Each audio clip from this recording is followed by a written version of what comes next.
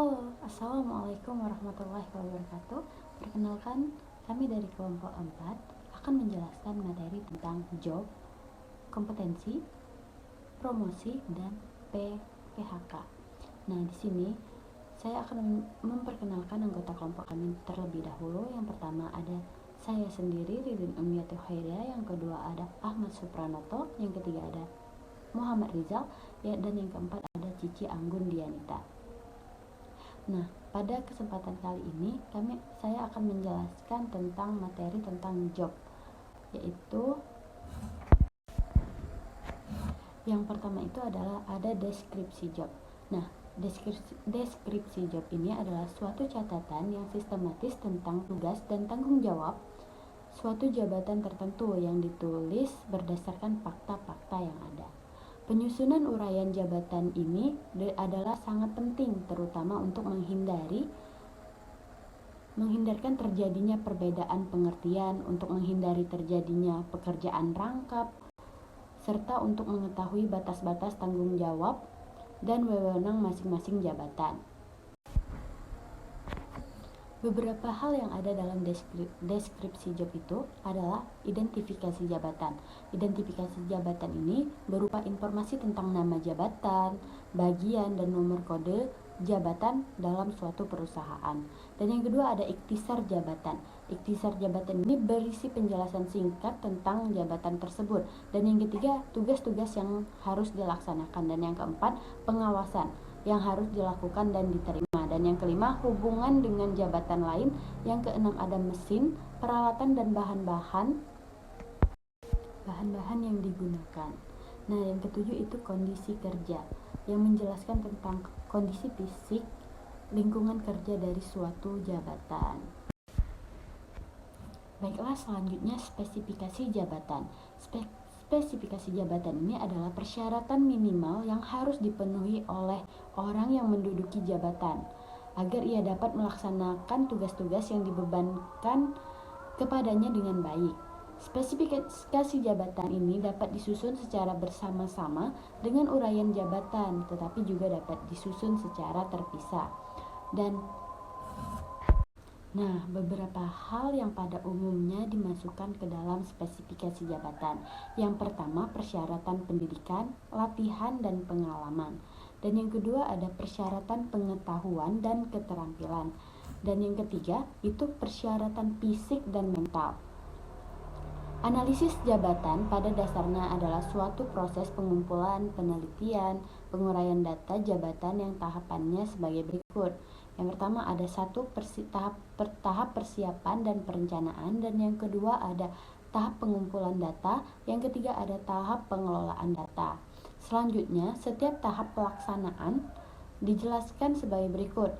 Yang pertama, tahap persiapan dan perencanaan. Pada tahap ini, beberapa kegiatan yang dilakukan adalah satu, penegasan kembali struktur organisasi. Yang kedua, persyaratan umum dan analisis jabatan. Yang pertama, inventarisasi jabatan yang ada di setiap unit kerja dan disusun berdasarkan hierarki dan diberi kode identifikasi. Yang kedua, menetapkan metode pengumpulan data yang akan digunakan dan menyiapkan alat yang sama diperlukan.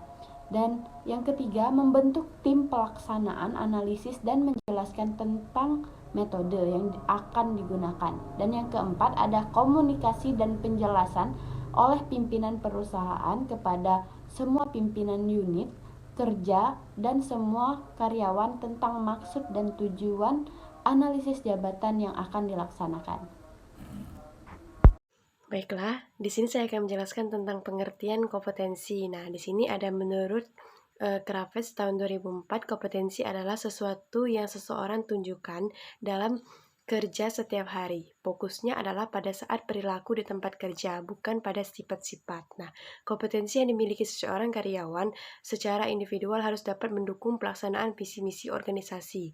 Nah, melalui kinerja strategis organisasi tersebut. Oleh karena itu, kinerja individu dapat dalam organisasi ini merupakan jalan dalam meningkatkan produktivitas organisasi itu sendiri. Nah, di sini ada pun ciri-ciri penting dalam kompetensi itu menurut Rutman tahun 2000 di halaman 96 itu adalah menjabarkan keterampilan-keterampilan utama yang dapat menghasilkan kinerja yang efektif dan tingkat kerja individu. Memberikan cara yang terstruktur untuk menjabarkan perilaku dan memberikan kepada organisasi suatu pemahaman bersama.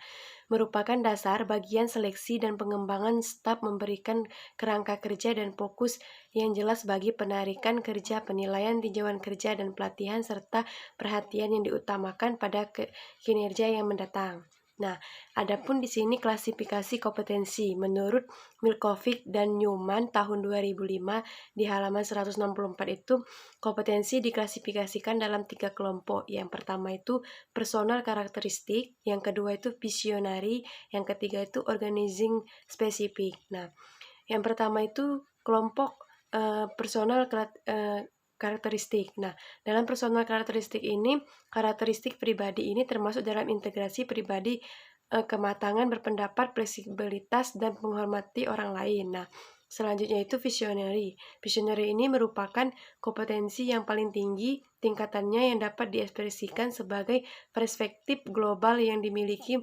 mempunyai gagasan dalam menggerakkan organisasi dengan arah yang baru, dan pandai menyampaikan pendapat tentang implikasi kecenderungan organisasi baik dalam menghadapi persaingan maupun dalam peristiwa-peristiwa dunia maupun dalam komunitas lokal. Yang selanjutnya itu organizing spesifik, yaitu diantaranya 2 kelompok di atas terdapat kompetensi yang dilihat secara khusus keorganisasian tertentu dan fungsi tertentu di mana kompetensi tersebut diterapkan. Nah, jadi dari konsep di atas dapat disimpulkan bahwa konsep kompetensi ini mencakup semua aspek dari kinerja pekerjaan. Ini mencakup kinerja pada tingkat keterampilan dan aksesibilitas pengorganisasian tugas-tugas seseorang, menanggapi dan bereaksi secara memadai apabila menghadapi kesalahan, memenuhi peran dalam merencanakan kerja sesuatu, mengalihkan keterampilan dan pengetahuan ke situasi yang baru. Seorang menanggapi dan bereaksi secara memadai apabila menghadapi kesalahan, memenuhi peran dalam merencanakan kerja sesuatu, mengalihkan keterampilan dan pengetahuan ke situasi yang baru. Baiklah, di sini saya akan menjelaskan materi mengenai promosi. Promosi adalah perpindahan dari suatu jabatan ke jabatan lainnya yang mempunyai status dan tanggung jawab yang lebih tinggi. Biasanya, perpindahan ke jabatan yang lebih tinggi tersebut disertai dengan peningkatan gaji atau upah dan hak-hak lainnya. Selanjutnya yaitu tujuan promosi. Adapun beberapa tujuan dari promosi diantaranya sebagai berikut. 1. Memberikan pengakuan. 2. Dapat menimbulkan kepuasan dan kebanggaan sendiri atau pribadi. 3. Untuk merangsang agar karyawan lebih bergairah untuk bekerja. 4. Untuk menjamin stabilitas kepegawaian. 5. Kesempatan promosi dapat menimbulkan keuntungan berantai. 6. Memberikan kesempatan kepada karyawan untuk mengembangkan kreativitas dan inovasinya. 7. Untuk memberikan atau memperluas pengalaman serta pengalaman kerja para karyawan. 8. Untuk mengisi kekosongan jabatan. 9. Karyawan yang dipromosikan kepada jabatan yang tepat sehingga dalam bekerja semakin meningkat. 10. Untuk mempermudah penarikan pelamar. Dan yang terakhir yaitu promosi akan memperbaiki status karyawan dari karyawan sementara menjadi karyawan tetap. Selanjutnya yaitu dasar-dasar promosi. Yang pertama, ada prestasi kerja. Promosi yang didasarkan pada prestasi kerja menggunakan hasil penilaian atas hasil kerja yang sangat baik. Dengan demikian, promosi tersebut dapat dipandang sebagai penghargaan. atas prestasi kerja anggotanya. Yang kedua yaitu senioritas. Promosi berdasarkan senioritas berarti bahwa pegawai yang paling berhak dipromosikan ialah yang masa kerjanya paling lama. Banyak organisasi menempuh cara ini dengan 3 poin pertimbangan, yaitu 1. Sebagai penghargaan atau jasa-jasa seseorang paling sedikit dilihat dari segi loyalitas kepada organisasi. Yang kedua, penilaian biasanya bersifat objektif, karena cukup dengan membandingkan masa kerja orang-orang tertentu yang dipertimbangkan untuk dipromosikan. Dan yang terakhir, mendorong organisasi untuk mengembangkan para pegawainya, karena pegawai yang paling lama bekerja akhirnya mendapat promosi. Selanjutnya yaitu syarat-syarat promosi. Yang pertama, pengalaman. Dengan pengalaman yang banyak, diharapkan kemampuan yang lebih tinggi, ide-ide yang lebih banyak, dan sebagainya. Yang kedua yaitu tingkat pendidikan. Ada juga perusahaan yang mensyaratkan minimal pendidikan untuk dapat dipromosikan pada jabatan tertentu. Alasannya bahwa dengan pendidikan yang tinggi, diharapkan pemikirannya lebih baik. Yang ketiga yaitu loyalitas. Dengan loyalitas yang tinggi, dapat diharapkan antara lain tanggung jawab yang lebih besar. Yang keempat, kejujuran. Untuk promosi jabatan tertentu, mungkin masalah kejujuran merupakan syarat yang paling penting. Misalnya untuk jabatan kasir, pada umumnya syarat kejujuran merupakan syarat yang paling harus diperhatikan. Yang kelima, tanggung jawab. Kadang-kadang sering sekali suatu perusahaan diperlukan suatu tanggung jawab yang cukup besar, sehingga masalah tanggung jawab merupakan syarat utama dalam promosi jabatan. Yang keenam yaitu kepandaian bergaul. Misalnya seperti salesman, yang mana penting untuk menetapkan kepandaian bergaul sebagai syarat promosi jabatan. Yang ketujuh yaitu prestasi kerja. Pada umumnya, setiap perusahaan selalu mencantumkan syarat untuk prestasi kinerjanya.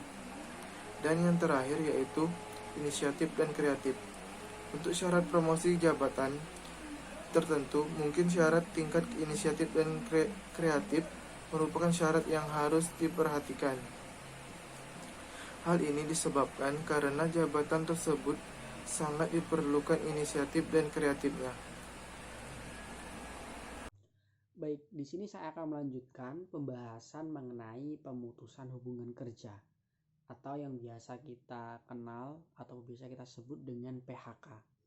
Nah, jadi PHK itu dapat diartikan sebagai pemberhentian ataupun pemisahan hubungan kerja dengan alasan tertentu yang mengakibatkan berakhirnya hak dan kewajiban antara pekerja dengan perusahaan. Nah, kemudian fungsi dari PHK itu ada 3 fungsi. Yang pertama adalah untuk mengurangi biaya tenaga kerja. Kemudian yang kedua adalah untuk menggantikan kinerja yang buruk. Dan yang terakhir adalah meningkatkan inovasi PHK. Nah, selanjutnya adalah tujuan dari PHK. Terdapat 2 tujuan yang lebih menitik beratkan pada suatu perusahaan ataupun pengusaha. Yang pertama adalah perusahaan bertanggung jawab terhadap jalannya perusahaan dengan baik. Kemudian yang kedua adalah pemutusan karyawan dapat diakibatkan karena faktor dari luar. Nah, sehingga untuk menyelesaikan permasalahan tersebut perlu dilakukan beberapa upaya agar nantinya tujuan dari perusahaan itu dapat dicapai. Nah, yang terakhir adalah jenis-jenis PHK maksud saya. Nah, yang pertama adalah pemberhentian sementara. Jadi pemberhentian sementara itu dapat dilakukan dalam kurun waktu tertentu, baik dalam waktu beberapa hari, atau beberapa minggu, dan bahkan beberapa bulan. Nah, kemudian yang kedua adalah pemutusan hubungan permanen. Nah, pemutusan hubungan permanen ini terdapat tiga macam. Yang pertama adalah atrisi, yaitu pengunduran diri ataupun pensiun. Kemudian yang kedua adalah terminasi, yaitu faktor kedisiplinan. Dan yang terakhir adalah kematian. Nah, jadi itulah tadi penjelasan mengenai pemutusan hubungan kerja.